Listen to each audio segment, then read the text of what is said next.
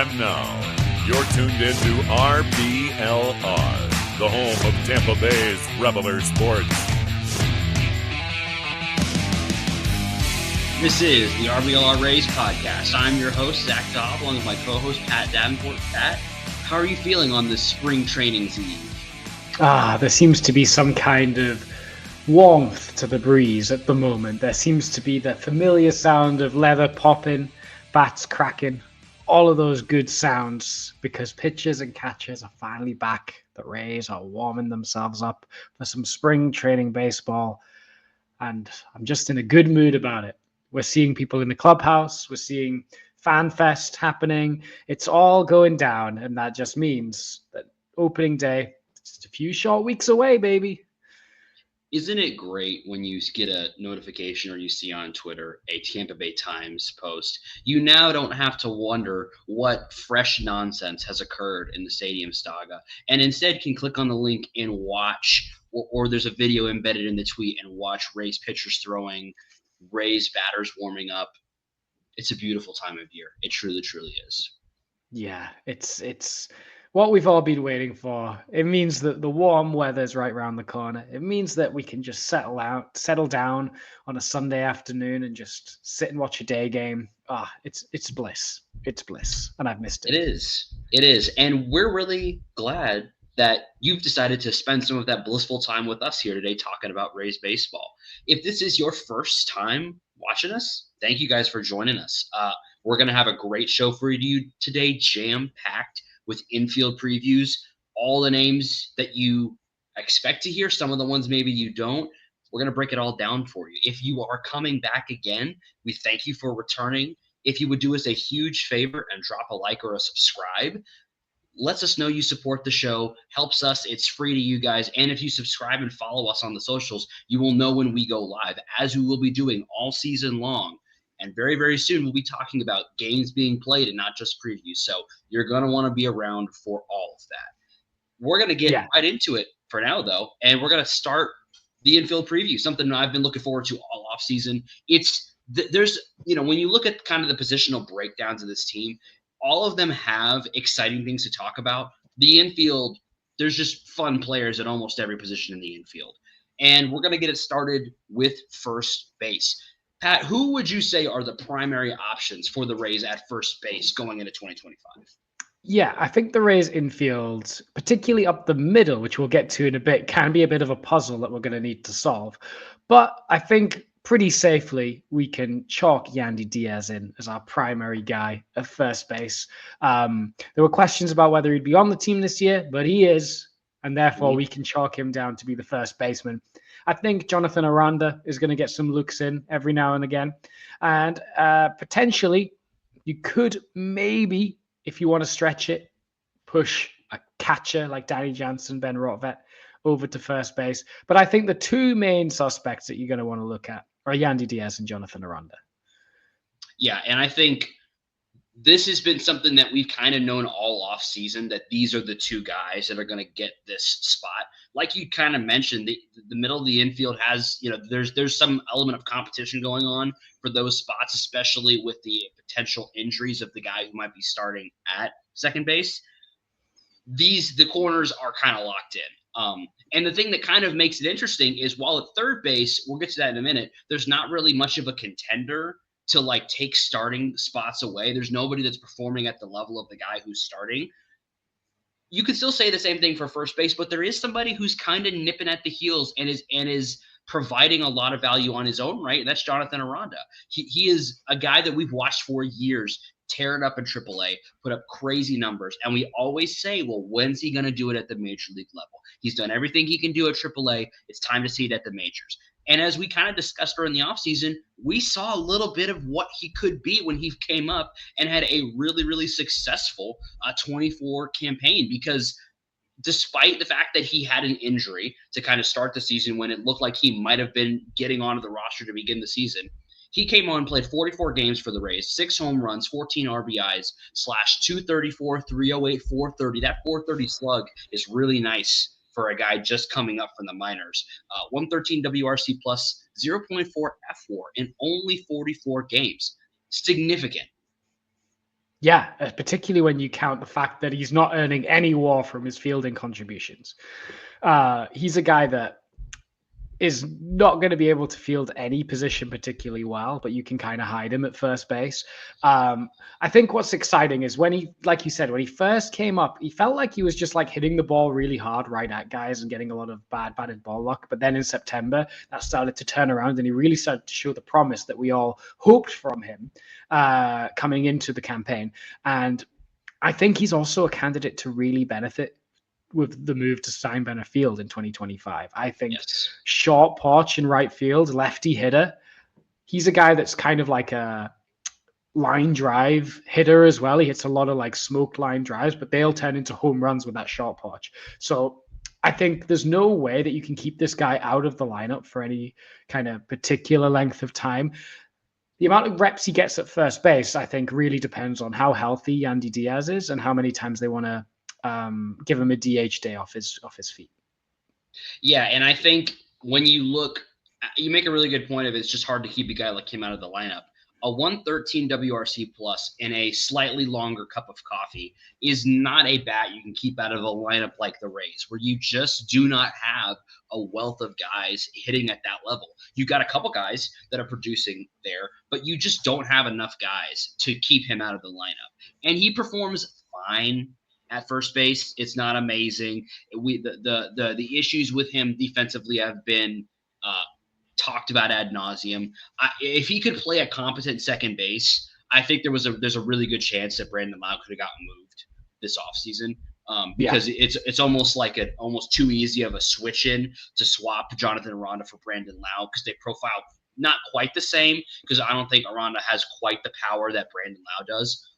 But they profile very similarly. But because Aranda really just can't play second base at a level that you're comfortable with for an extended period of time, you kind of are. He's kind of played himself out of that potential. So the Rays are left with this difficulty of how to get him into the lineup because the bat is real. So I think you're 100% right. We're going to see him a lot at DH. We're going to see him a lot when Yandy needs a day off. And kind of leading into that, we want to kind of talk a little bit about what our expectations are for these players. We expect these two to be the top guys getting innings, getting plate appearances at first base. And as we're kind of setting expectations for these players, one of the things that I wanted to talk about real quick before we do that is something that, as sports media, which I'm gonna be generous and call us sports media, there's a lot of discussion around how we talk about players and how we criticize players. And one of the things that I've always said when I talk about criticizing players, I have championship expectations for this team pretty much every year because it's what we've seen from them. There hasn't been a significant shift in the talent roster of this team to make me change my mind there. So when I talk about these players and when I talk about expectations and when I talk about good or bad, it is always in the framework of a team competing for a championship at the major league level. That's a very high standard. So when we talk about guys meeting or not meeting expectations, at least for me, I'm talking about it from within that framework. So I don't generally say guys are bad, but if I'm saying somebody's bad, it's within the framework of they're not playing well enough to contribute to a team that is going to play for the World Series. And that's kind of my framework around setting expectations for all these players. Okay. Yeah, I think that's very fair. I think let's talk about Yandy first of all. I guess the expectations for Yandy is he is going to be batting leadoff most days, assuming health. And I think the Rays have been quite good at managing Yandy these past couple of years and his health. He's not exactly the most mobile guy, so he will need days off his feet every now and then. But assuming no freak accidents, you'd want him leading off. And really, I think if he's hitting under at 130 WRC plus, you'll be a little disappointed in what he can do. He's something that was a bit concerning early in the season when it comes to Yandy Diaz is that he wasn't taking his walks very much. He needs to make sure that he's not pressing. The reason he's a good leadoff guy is because he's an on-base guy first and foremost. So they need to make sure Yandy needs to make sure that he's being selective, making sure that he's doing what he's always done, really, and command the strike zone and only swing at the pitches he wants to swing at and generate that hard contact that way instead of chasing and pressing. I think he needs to be that tone setter in the lineup. And we learned last year that when he's not clicking, it makes it way tougher for the rest of the Rays lineup too. Yeah, and when I look, if I'm just kind of perusing his stats at any point in the season, the numbers that I want to see are an above 400 on base percentage, and like you said, a WRC plus in the 130 to 140 range. That's the expectations for him. If he's doing anything less than that, something is either probably wrong, either from a injury perspective or from maybe an injury perspective of other players, not him, that results in him pushing and pressing a little bit and not performing the way that we expect him to. And when we talk about these expectations for Yandy especially, we speak from evidence of the consistent stat profile that we've seen him put out there almost every single year. When I talk about a 400 on base percentage, that seems like kind of a big ask, but that's what the expectations have been for him, because that's what he's done. So when he's playing at the level that he should be playing at and what I think he would expect himself to play at, that's what I want to see from him. I expect him to play right around 140 games. He's been right around that 140-ish games played for the last several years now for the Rays, has been the leadoff guy. When he's not in the lineup, I expect a guy like Richie Palacios to get some starts at leadoff. There's always the Brandon Lau leadoff option as well if Yandy's not there. That immediately puts guys on the back foot. But generally speaking, Yandy is your leadoff guy. There's not any reason to change that. 140 games. That's kind of what I expect for him. Unless there's a serious injury, I expect him to be. And, if we're talking about how many of those is he playing at first, 100, 110. Like, he's going to be playing a lot of games at first base. He's going to be starting a lot. Yeah, I've got him at around 100, 110 at first base, I think. Yeah. So that leaves Aranda with maybe those other 50 to 60 games, and you maybe throw in a Brandon Lau day here and there. Danny Jansen here and there. I don't know that there's anybody else. Maybe Morel. Morel's never played first base. I did some kind of looking on him because I thought about him as maybe a guy they might try to get in there because they want to get his bat in the lineup. But he's never played first. He probably could figure it out. But it's going to be the majority of those. The rest of those games are going to be at the feet of Jonathan Aranda, and it's going to be his games to lose. I think. The thing with Aranda that I think it starts to get tricky is I actually expect him to play somewhere in the range of 90 to 100 games next year. So if you think about 50 of those games being at first, maybe then you got 50 more games. At least for me, what I'm expecting him to do, because I think if you have because I expect him to hit to somewhere between a 110 and a 130 WRC plus. I know it's a wide range, but that's what I'm expecting, a really above average bat from him. Yeah. And you need a bat like that in your lineup. So then the question becomes, is he just taking all those at DH? And the other side question is, does Yandy Diaz play all 140 games for the Rays this season? I think with that question, I think it totally depends on how well the Rays are in terms of standings, wins, losses. If they're not in the playoff hunt, I could see a move, but I think if they are, there'd be no reason to move on from him unless Aranda's going on an absolute heater. But even then, I don't know why you'd subtract from a team if you're doing well. It just seems weird.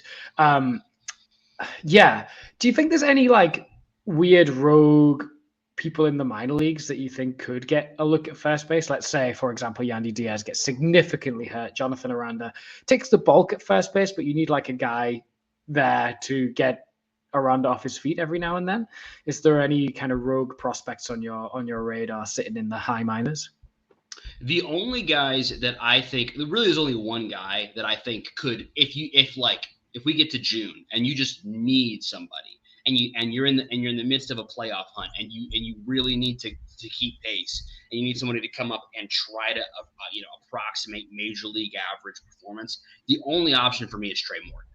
I don't think Xavier Isaac, as he's currently constituted, because those are the two big first base prospects that the Rays have right now. Trey Morgan, Xavier Isaac.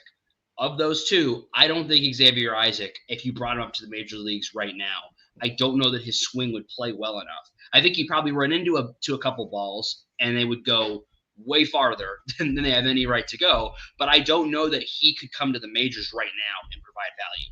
I do think Trey Morgan could come up, and it would be a little bit less fireworky. Like there would be a lot less, hit or miss to him. But I think he would come up and do a presentable job and an acceptable job for a short period of time. But I think the Rays have really banked on having Yandy and Aranda being their first base. And I mean, the truth is, even if those guys go down, I don't even know that the prospects would be the first place they would go. I think the more likely scenario is they would bring Brandon Lau over from second base and let him play first, and then put somebody else at second, because you got a lot of guys that can play second. You can put Palacios at second. We're going to talk about it here in just a second. There's a lot of guys you can put there. So I think it takes a lot for them to go to the minors, and I think that's kind of by design, because the guys that you have at the minors are going to be really good, but you'd really like them to keep cooking down at the minors before you have to bring them up to the major league level. Bob Seymour, yes or no? For a week, sure. Okay. But if it's going to be longer than that, I don't know that that's what I want to see. I mean, if we need like 10 days, fine. He would probably be fine for 10 days. Like, I'm okay with that. If we have no other options, I'm like, okay, I'm not going to lose my mind if I see some injuries to Yandy and some injuries to Aranda, and we bring Bob Seymour up for 10 days to get those guys back on their feet. Okay, I'm not panicking in that situation. Okay, and last question on first base, I suppose, is, I guess, how confident are you in our first base position, options, and productivity going into 2025 on a scale of 1 to 10? It's a 10. And if I was going to rank how confident I am in each position on the it would just rank them. First base is probably 1 or 2. It's very, very high. I just have because your number one option is maybe the best player on the team, probably tied with Brandon Best Lau, pure hitter, for sure. Best pure hitter. And then your second option is also really good. And there's no position, I don't think, where you have clearly both.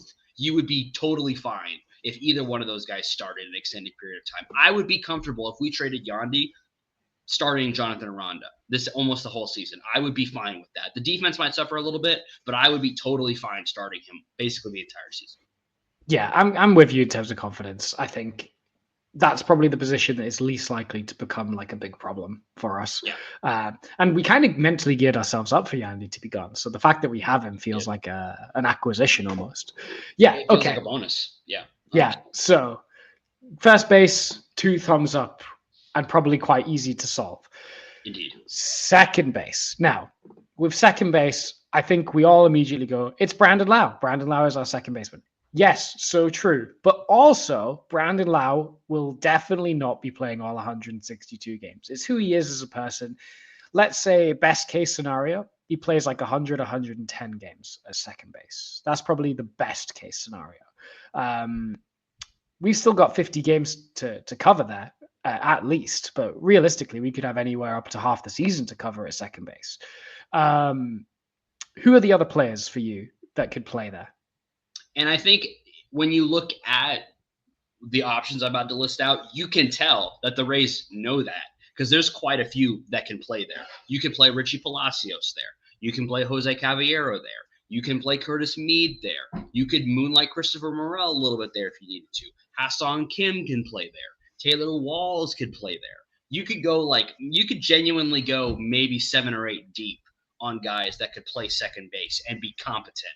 For either some of them for an extended period, probably like Palacios, I think could probably play there for a good bit, and I would be pretty fine with that. Mead probably the same way. Caballero is what it is. He provides value on the base paths. So there's a lot of guys that could play there.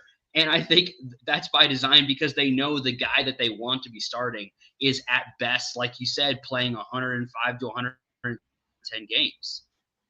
That's just kind of what he's been. And he's, I think, we talked about this ad nauseum, but the frustration with Brandon Lau is we all saw the 2021 season, and we are all desperately praying for just one more season like that. Because we know if we could just get him for one more season, fully healthy like that, what he could do. And it's just as much fun as he is to watch, there's that little nagging frustration in the back of your mind, because you just know there's more there that we're not getting. Yeah. I think in a fully healthy season, Brandon Lau enters the conversation of best second baseman in baseball. 1,000,000%. Like, is he definitely? Maybe, maybe not. But like, he's in that conversation with your Ketel Martes and big name second baseman like that. It's just, yeah, like you said, the health throws it back. I mean, do you think he has another at least 35 home runs in him? Oh, 100%. And that's the thing. He's got the home runs are in the bat. It's just a question of whether the bat will be in his hands in the batter's box with enough opportunities to hit those home runs. Sure. That's kind of where I'm at with him. You know, like right now, like if I was gonna give my expectations for Brandon Lau for 2025, if he does what we expect and plays about 100 games, he's still gonna hit 22 home runs. He's still gonna slug 460, 470, hit to a 125, 130 WRC plus, put up somewhere around 2 F4, even if he's not healthy and he's playing like 110 games. The thing that's frustrating about him is if he's healthy, I genuinely see no reason why he wouldn't hit 35, 40 home runs, 140 to 145 WRC plus, knocking on the door of 4 F4 and down ballot MVP votes. Yeah. That's the kind of, like the bad version of him is still a really good guy and still a top 5, 6, 7 second baseman in baseball. But the healthy version of Brandon Lau is the second best second baseman in baseball and is getting down ballot MVP votes. Yeah, 100% agreed. So let's say Brandon Lau is either hurt or needs a day off his feet. Who is your number 2 at number 2? See, this one's tough for me because, like, if you just take the roster construction piece out of it, if Brandon Lau is not playing for a day, the person I'd most like to see there is Curtis Mead, because I think he does have stuff and I want to see it. The problem is, as I go through constructing this roster and putting together the guys I want, it becomes difficult for me. He's my last guy on the roster, last guy on Roth, and he's competing with the likes of Eloy Jimenez, maybe Chandler Simpson, and others, which we'll get into as we discuss more and more this roster, the way the roster shakes out. He's going to have a hard time getting on the roster, I think, and it's unfortunate because, and he draws a really unfortunate comparison with Jonathan Aranda. Aranda played 44 games last year. Mead played 38. Mead did not get the consistent run that Aranda got. He was a little more spotty in there. But Mead hit to a 67 WRC plus to Aranda's 113. And Mead is not a defensive wizard. He is fine. He's got a nice glove, and the arm always makes you kind of like, white knuckle a little bit when it leaves his hand because you're just hoping the ball's going to get there in time. But it generally gets there just in time and on target. So that's okay. I'm going to have a hard time getting him on the roster. And that's why I end up kind of saying, from a realistic perspective, I end up saying Richie Palacios, because I just want to, he's another guy where I just want his skill set in the lineup because he gets on base and he provides value on the base paths. I want him in the lineup as much as I can get him in the lineup personally. So if it's not Brandon Lau, for me, the guy I'm putting in is Richie Palacios. Now, if for some reason you feel the need to start Taylor Walls at shortstop and Ha-Seong Kim is healthy, then Ha-Seong Kim is I would probably start him over Palacios because Palacios could probably get a start in the outfield. But right now, if Brandon Lau is not ready to go on opening day, I want Palacios in there at second. Yeah, I was worried when you said Curtis Mead because I think Palacios does pretty much anything Curtis Mead does better than Curtis Mead. I think he bats lefty, so he has the. Yeah, but the thing is, Palacios is going to bat lefty, so he has the long platoon, and he's got a short porch this year. Yeah. So I wouldn't be surprised if Palacios can eclipse. If Palacios gets enough playing time, I think he could get 15 home runs this year. Really, just because of the short porch. Just because of the short porch. Yeah, I think it plays to his strengths massively. Okay. Palacios, again, super tough guy to face if you're a pitcher because he grinds out those at bats. Has good on base ability, makes great swing decisions. It's true that he doesn't have the kind of raw power, but he's just crafty in the box, and like you said, he has that base running potential. And I think he's at least on par with Mead defensively. So I would really struggle unless you were facing a lefty pitcher, why you'd play Mead over Palacios on a given day at second. And it's funny that you said that because I just kind of looked up his numbers for Palacios for the last like 160 games, and he's hit 11 home runs. So like I think I sold him short a little bit there. I think you're right. I think he could put up 15 to maybe 20 home runs with a short porch. I think it's possible. He does have a little bit there. He probably even underperformed a little bit with the slug metric last season. He slugged 318, but the last season in St. Louis, he slugged 516, which was a smaller sample size to be sure. But I wonder if maybe he doesn't even out somewhere closer to 400 slugging, which would definitely, I think, would still probably put him under Mead. But like you said, having him be that long platoon guy, it's just really hard. Mead is the guy that I just feel like I just don't know how we're going to get him on the roster because I think he's a guy that could start for a lot of teams, but I don't know where he fits on the roster. I'm 100% with you. I don't have Mead on my opening day roster, assuming health. And I don't hate the guy. I just don't know what he does that other people could do better. Like he's not as good a fielder as Caballero or Walls. He can't hit as well as Aranda. I guess he could, if Eloy really struggles in spring, he could maybe get a spot, and Chandler Simpson really struggles in spring, he could get that spot. But I think it would be more of a case of the other guys not seizing the opportunity. I think it's more likely that happens than him taking the opportunity, if that makes sense. Yeah. I don't know what went wrong with him because he was a prospect with quite a bit of hype around him. Yeah. You're still on the bus. I've got off the bus on Curtis Mead. I've got 1 foot on and 1 foot off. I'll put it that way because here's the thing with him. I think that if he got an extended run at the major league level, he would put up a 115, maybe 120 WRC plus. He would play league average or slightly below defense, and he would be a solid contributor to a major league team. But I just don't know if his profile, I just don't know where he's going to get the at-bats from. And that's what's so tough is because I agree with you. I can't give him at-bats over Palacios. I definitely can't give him at-bats over Brandon Lau. I can't give him at-bats over Ha-Seong Kim when he's healthy. I could maybe give him at-bats over Caballero, but I can't give him bats over Caminero.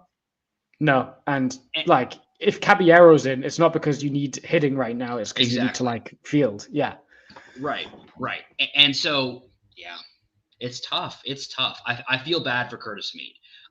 I see a scenario like we're talking about expectations. I've got Brandon Lau about 105, 110 games. I've got Palacios taking the majority of the rest, maybe like 40 games there, and then a sprinkling of Curtis Mead, a sprinkling of Ha-Seong Kim. Yeah. I think you're right. Caballero might get a game or two there as well. I think that's it. And I guess, like you said, Chandler Simpson is a prospect to watch who can play second base. I think he'll mostly get his reps in the outfield. Yeah. But he could serve a spell at second base in a pinch. Morel played a few games at second base. There could be a world where he get... that's the most we can say about it. The other guys stood where the second baseman stood. Whether he played second base, I don't really know.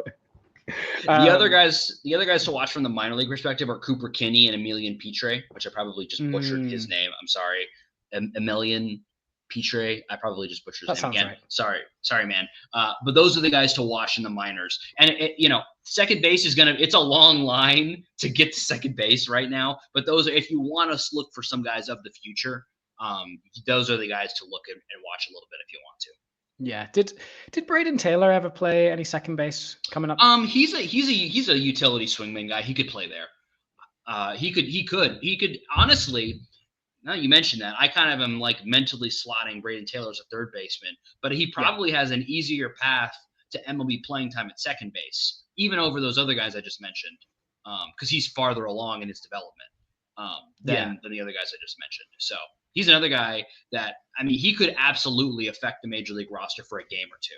I'd be willing to give him 3 or 4 games if we're just passing games out here. I'd give him 3 or 4 games maybe at the MLB level this season.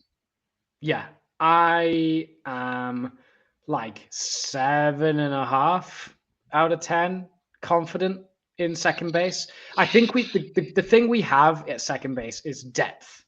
We got so much depth.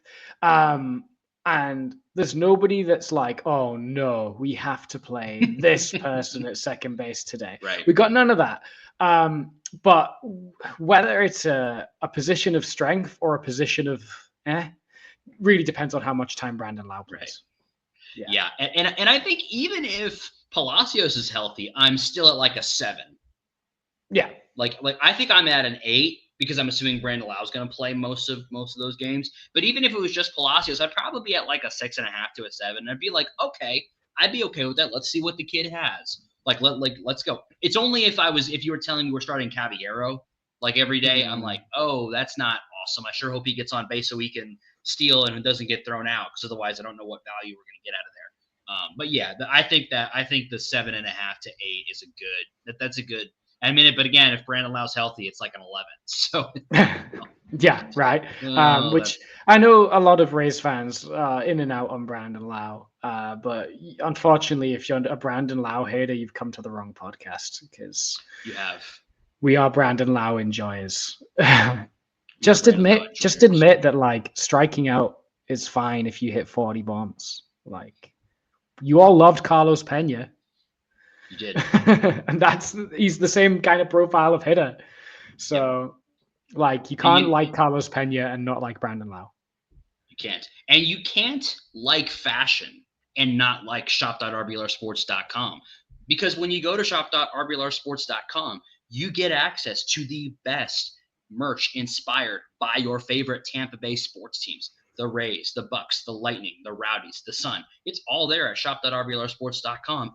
And what you also have to love about that is you can get 10% off your entire order there using promo code FLAPPY, FLAPPY, 10% off your entire order at shop.rblrsports.com. Yeah, we've got the confidence levels absolutely locked down at 10 for the clothes you can get at shop.rblrsports.com. It's barely even a discussion. A position that has had a lot of discussion, and a position where I would love to hear our audience that's watching. I'd love to hear your thoughts on this position, because it's one that we've talked about ad nauseum since number 5 elected to no longer be on this baseball team, is shortstop. It's a position that we were kind of just gritting our teeth on and saying, Taylor Walls, better he sure hope he continues to play really good defense, and maybe Caballero will steal some bases when we put him in there. Great. When is Carson Williams ready? That was our thought process. Kind of changed because of a guy named Ha-Seong Kim, who, while injured until mid-May to early June, totally changes the shortstop room for the Rays. Yeah. Ha-Seong Kim will be the primary shortstop for the Rays when he returns, whenever that is. He seems more optimistic than what the Tampa Bay Times are reporting, where they're saying, like you said, mid to late May, maybe early June. He's saying he feels like he's ahead of schedule and might be able to turn up near the start of May. But we'll see. And the Rays like to exercise caution with these kind of things. So we'll see. And also, because it's a shoulder thing, a position that involves throwing a baseball quite hard, quite a lot, Kim may get a few reps at second base as well, just so he doesn't have to throw quite as much. But yes, Kim is the primary shortstop once available. It all kind of just depends on when he's available. Until then, unfortunately, we are going to be on the Taylor Walls train again. And we've talked so much about Taylor Walls. He's not. I don't know how many times we have to say it, but he's not gonna hit particularly well. He can sometimes have a pesky at bat and draw a walk, but like that's about all he can do with the bat. I expect him to be better than he was last year, now that he's slightly further removed from a hip surgery. But if he gets anywhere close to 100 WRC plus, he's playing out of his mind. Yes. You kind of predict an 80 WRC plus from him, but the fielding will be exemplary. It will be top class. Yeah. But you also know Kim will provide top class fielding as well, but with an above average bat. So it's a dead zone hitting wise until Kim comes back, because Caballero is not particularly exciting as a hitter either. There's speed and there's defense at the position, but that's all there is until about a third of the way through the season. Again, depth is something we have at the position. Like we said, we got Kim, we got Walls, we got Caballero, and of course, Carson Williams waiting in the wings, who I think will see at least our major league game this year. And I think that's kind of the sort of interesting thing about shortstop is there's a world where Ha-Seong Kim is the shortstop for the majority of the season, but he is not the starting shortstop to begin the season, and he's not the starting shortstop to end the season. Like, I think there's a real world where that's a possibility. Not a likely world, not a very probable world, but there is a world where that is a possibility.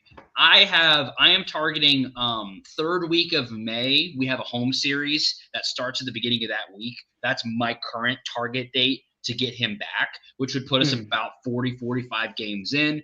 I'm giving Kim about 120 games after that that he'll be involved in. I would expect most of those to happen at shortstop.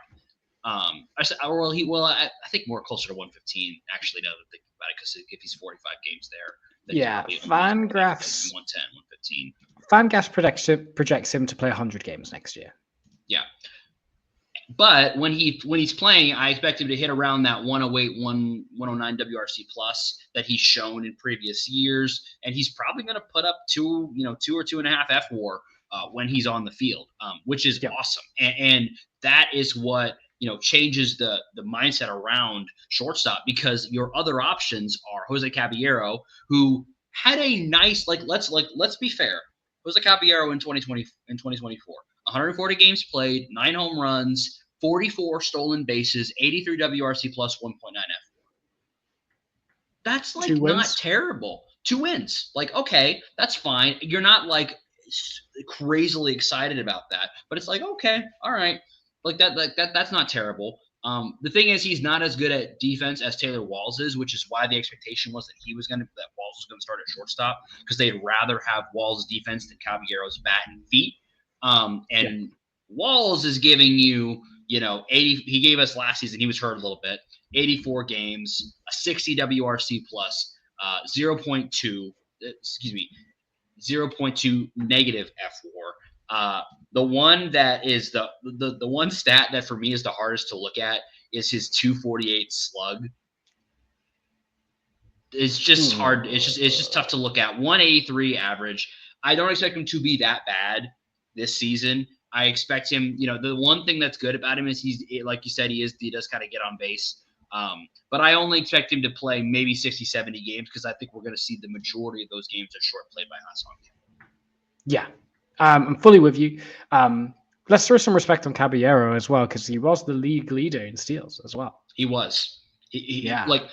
Caballero is he is a useful player, and he is I would say that he would start for a lot of teams probably, or he would at least be the first man up off the bench. And you could maybe argue he is that for the Rays, but he definitely provides value.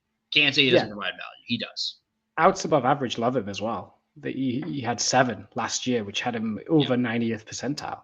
And I know we've talked about why Taylor Walls does not have that. And I would say we have got 3 plus defenders at the shortstop position, which is lovely to have. Yes. And again, we've got depth. It's just that 2 of those guys out of the top 3 cannot hit. Yeah. Carson Williams, I don't expect him to get the leash to be a starter this year. I expect him to come up for a cameo in September more than anything, unless he really pulls up trees, because his hitter profile is kind of interesting. He's got power, but he does have strikeout in him. And that can be risky when you're first coming up. He does have some swing and miss in him. Yeah. And I don't want fans to get carried away with Carson Williams because he's not Wander Franco. Right. He's a better fielder than Wander Franco, but like he does not have the bat to ball ability that Franco does. He's probably got more power, but like, yeah, he will strike out more, and he's not a 300 hitter. Like he's more of like a Brandon Lau type hitter. He's like if Brandon Lau was like a really great fielding shortstop. I'm down with that. I'm okay with that. I mean, Brandon Lau is a so defender at second base and can put up 3 to 4 WAR. So imagine like Brandon Lau playing Taylor Walls. Well, not quite Taylor Walls, but Ha-Seong Kim level defense. Yeah, like I think the thing that I do get what you're saying. I don't want I'm not thinking of Carson Williams like Bobby Witt Jr., Gunnar Henderson. That is not the tier in which I am thinking of him. I am thinking of him in the Willy Adames type of range, but maybe a little better than Willy Adames. I think Willy Adames is a really good comp for Carson Williams. Like he's got the power to hit 30 bombs, righty hitter, good fielder, great fielder, will strike out sometimes. Yeah, I imagine like Willy Adames, like good Willy Adames. But he could hit in the trop, hopefully. Hopefully. Yes. You might not have to, but that's a story for another. That's true. That's true. That's a story for another day. But yes, like he will be really good. And I agree with you. I would like my ideal scenario is he gets this entire season basically to develop in the minors. Yeah. So what's your confidence in the shortstop position? So my confidence sits right around a 7, and that is only because I haven't seen Ha-Seong Kim come back from this injury yet. Yeah. If he comes back and he's great, this goes up a lot. But I have to leave it there because if for some reason he's not what we expect him to be coming back from injury, or if it takes him longer, then it starts to get a little closer to a 6 maybe, or even below depending. But like right now I'm going to say a 7 because I do expect him to come back. Yeah. What was your confidence before the Ha-Seong Kim signing? Oh, probably like a 6, 5.5, 6. Like just I was like, it's whatever. It's fine. Yeah, it's like for me it was like a 5, 4, just because like I hate like dead zones in the lineup. I hate that like there's a spot in the lineup that every time it comes around you could go that's an out on the board. And we had like 3 of those last year. So the fact that we were going to have to deal with that again had me really down, even if the fielding is good. But now it's, I agree. I'm like a 7, and it has that asterisk because Ha-Seong Kim depends how many games he plays. If he plays like 100 plus games next year, then that goes to like an 8, I think. I mean, we'll talk about this at the end, but like, I'm so jazzed about this infield. I'm really jazzed about it. And I think the guy we're going to talk about next in the next position up for us to discuss has a good amount of influence in how jazzed we are about this infield. And that's because we're going to talk about third base, and we're going to talk about a guy named Junior Caminero, who is maybe the hottest young player right now in Major League Baseball. The guy, other than maybe Paul Skeens, that people are like have their focus on and have their eyes on after what he did at the Dominican League and what we know he can do from a power perspective. All eyes on Junior Caminero to start this season. Yeah, it's so exciting. He's probably the biggest power prospect in baseball right now. In a limited sample size last year, he showed some good stuff. I thought he got better as he went along. He did hit the ball into the ground a little bit for me. He's got to be careful of hitting too many smoked ground balls because that can get dangerous. But yeah, I love Caminero. He's so exciting, and I've said it a million times, and I'll say it again. How he performs this year will track directly to how well the Rays perform as a whole team. I don't think there's a world where he struggles and the Rays make the playoffs. This team will go. In years past, it was the team goes as Randy and Brandon Lau go.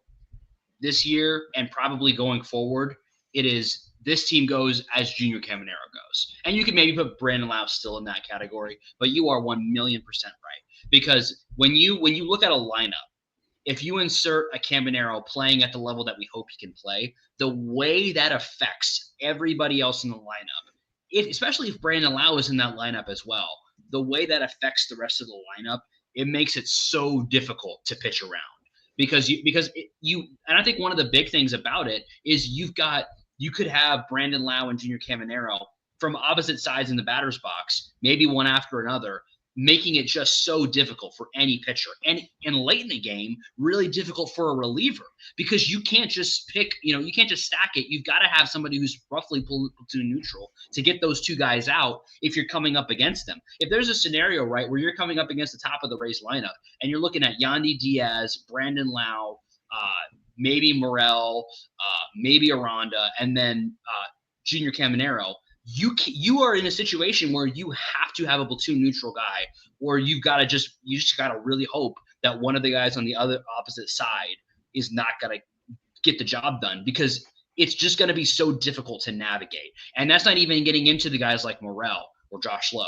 That's something that we could talk about a little bit more as we get closer to the season. I think this is one of the more balanced lineups when we talk about righty-lefty that the Rays have had from a production standpoint in a long time.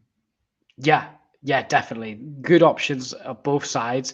Weirdly, like, we've got no switch hitters in the lineup. Oh, I guess Except for Walls.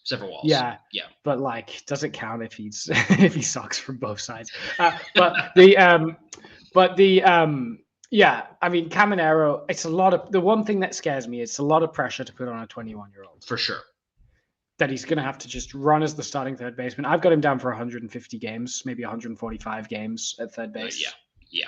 I think he's going to play almost every day, maybe get the odd DH day off his feet, assuming health. And he's not really showing any indication that he'll get injured often. So, let's knock on all the wood you can find as you hear that. Yeah. Assuming health, it's going to be great. What I do worry about a little bit is we've talked so much about the depth. Third baseman, it's Junior Caminero or bust, because otherwise we're going back to the well of guys we just talked about. If he goes down, we have to go to Caballero. We have to go to Walls. We might have to go to Kim. We might have to go to Meade. Like, none of those guys are particularly inspiring. And that's why I say Caminero is so crucial, because third base, there's not much behind him if things go wrong. Here's the only other thing, and I don't know how able or willing Yandy still is to do this, but could Yandy play there for a little bit and you put Aranda at first? There's a world, but I feel like Aranda even is not the man he was in 2021 in terms of his mobility. I'm talking about Yandy, or Yandy. Yeah. He's not the guy. He doesn't move around even as he did 3 years ago, right? Yeah. He wasn't the most mobile guy when we brought him in as a third baseman. So I would worry about putting 33-year-old Yandy Diaz at third base.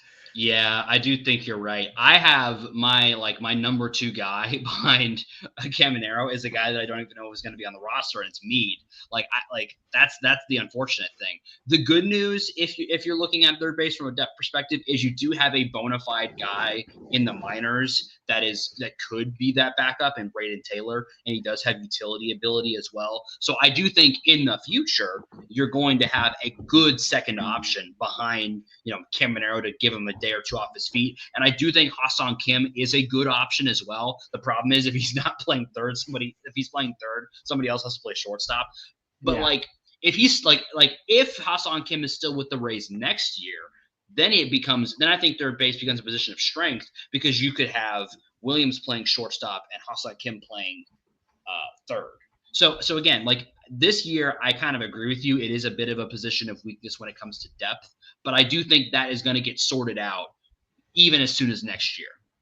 Yeah, I think we had a similar problem with Paredes. There weren't really many other third base options there. It's just Paredes never gets injured, which is great. How do you feel about Caminero's defense? It is good. He is not Manny Machado. No. Just accept that. But I think in the same way that Paredes was a little underrated defensively, I think he can play as good of defense as Paredes.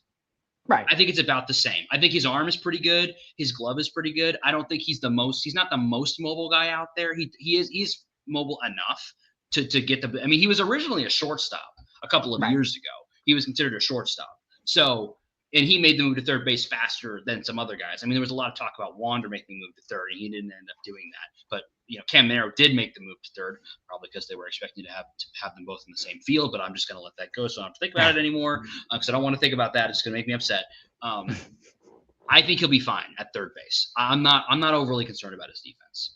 Yeah, me neither. I think he'll be completely fine. And there's a couple of plays that he's made. He's quite good at coming in. I think I've seen him make a couple of plays where he's charging in, like on a bunt or a weak chopper. I think he's quite good at that.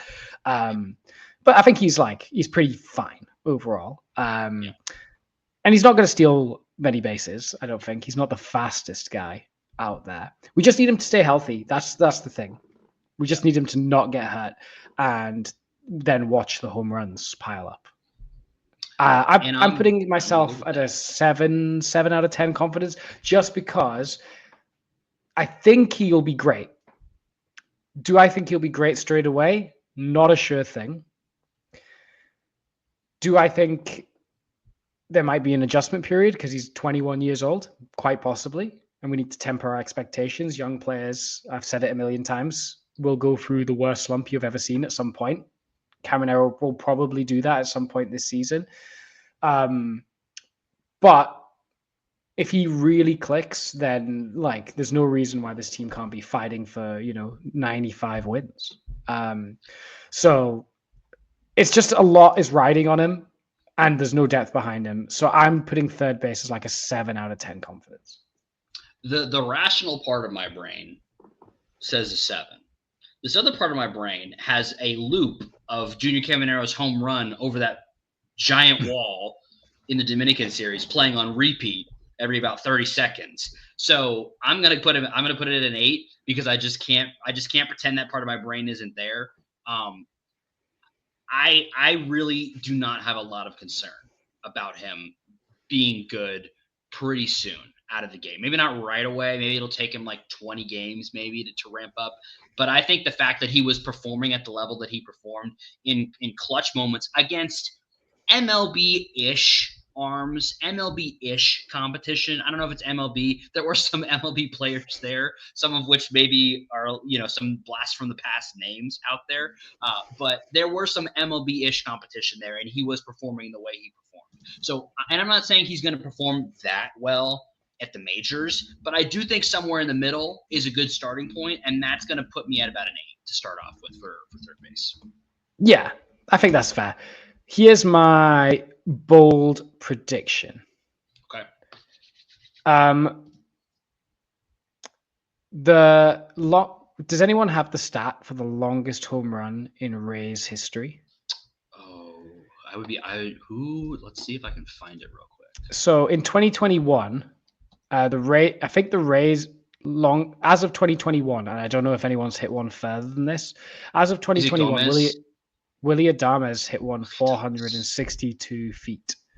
That's at the Trop. That's the longest in Trop history. Yeah.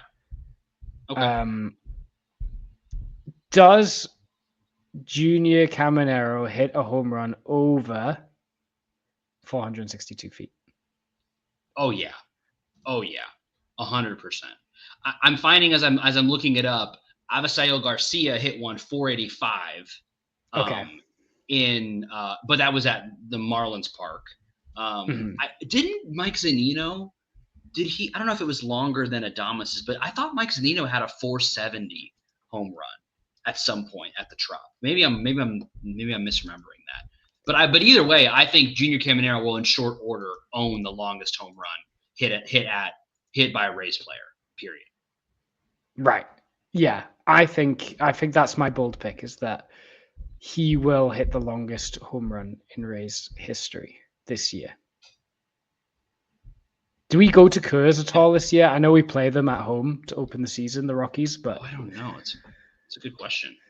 Because if we go to Coors, then all bets are off. We've got 500-foot home runs on the table with him. I mean, that home run that he hit in the Dominican League was probably close to that. Yeah. I mean, I think I saw it was like I think it was 470 something, but I'm not, don't quote me on that. I have to look back up again. So to summarize, we, on our best day, Yandy Diaz, Brandon Lau, Hassan Kim, Junior Caminero, infield. Yep. How's that feel? Really good. Feels really good. Yeah, it feels great, doesn't it? On our worst day, realistically, we've got a Jonathan Aranda, Jose Caballero, Taylor Walls, and Curtis Mead infield. How's that feel? Suboptimal. Not great. There's still some guys that can do some things in that lineup, but not great. Yeah, there's a world where that infield could play a game, but you're banking on the majority of games being option A, and that feels great. That feels like it stacks up with any infield in baseball. Is it the best? Is it better than the Dodgers with Freddie Freeman and Mookie Betts? No, but like I'd put it like if we put it up against the division, I think it's right there. I feel pretty good about that versus the division. I have to really look into it. The only team that would probably beat us is the Orioles. Yeah. But that's the only person that that's the only team that I'm thinking would be above the Rays. Our lovely producer Eureka has just informed me that 478-foot home run is in 2001 by Vinny Castilla is the longest hit at the Tropicana Field. 470. I still agree that I think Junior Caminero is going to find a way to get to 480 or 490 or because I mean like I'm just imagining like somebody eventually is going to throw him a 100-mile-per-hour fastball that is poorly located that he will be sitting on and just annihilate. So that I think that's gonna happen at some point. Yeah, weirdly, when we talk about the whole team, as solid as this infield is, if we break it down into rotation, bullpen, infield, outfield, I think the infield's like third in my most confidence out of those things. Yeah, because I mean, you probably would put both pitching staffs above the infield. That's as good as the infield is. I'd probably put both pitching staffs above the infield. Yeah, I still think this is a good infield. I think that's what we can safely say. Like there's times where we could have been like, if Taylor Walls and we didn't have Hassar Kim and it was Taylor Walls, we'd say this is a fine infield. I now would go to say this is a good infield. I think it's a good infield with the potential to be great. Yeah.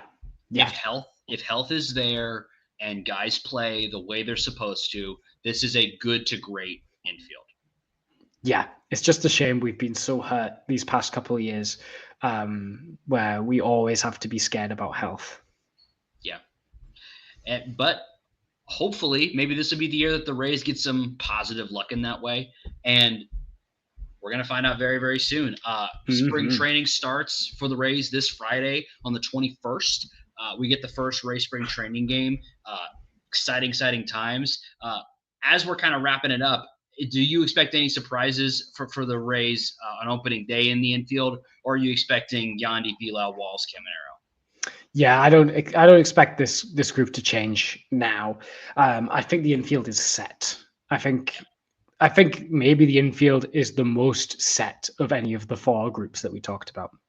Yeah, I would agree. Barring injury, I think that's going to be your opening day infield. You heard it here first, folks. That's your opening day infield for the Tampa Bay Rays. It's going to be really, really exciting to see how that takes shape. And will the infield for the playoffs be different? Will we see guys moved? Will we see guys coming up from the minors taking those spots? Will we see guys playing above what we expect and taking some spots from other guys? Who knows? But that's kind of the beauty of the season. And we hope that you're going to spend this entire season with us, watching all of that unfold, telling us what you think. We're just really, really excited to go through it all with you guys. If you've watched this entire episode with us, thank you so much. We hope you enjoyed. If you did, do us a huge favor and drop a subscribe and a like. Lets us know you support us. It's free, helps us out so much. Baseball's coming very, very soon, guys. But for now, Rays up. Spring training games will be played by the next time we talk. Rays up.